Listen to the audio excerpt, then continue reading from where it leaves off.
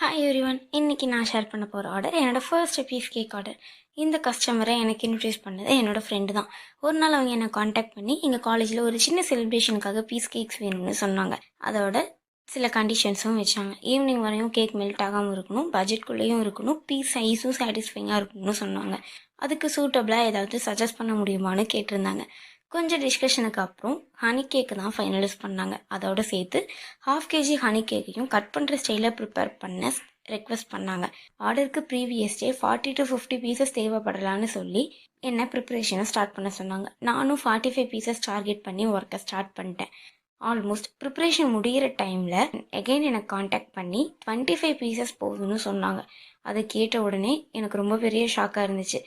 ஆனால் அப்போது நான் யோசித்தது, கேக் மட்டும் வேஸ்ட் ஆகக்கூடாதுன்னு ஃபிக்ஸ் பண்ணிவிட்டு ஒர்க்கை கண்டினியூ பண்ணேன். கஸ்டமர் ரெக்வெஸ்ட் பண்ண மாதிரியே பீஸ் கேக்கஸை கம்ப்ளீட் பண்ணி எடுத்துட்டேன்.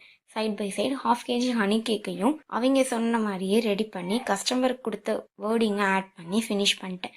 ஃபைனலி ஆர்டர் டெலிவரி பண்ணதுக்கப்புறம் கேக்கை டேஸ்ட் பண்ணிவிட்டு கஸ்டமர் டேஸ்ட்டும் பீஸ் சைஸும் ரொம்ப நல்லா இருக்குன்னு எனக்கு ஃபீட்பேக் கொடுத்தது.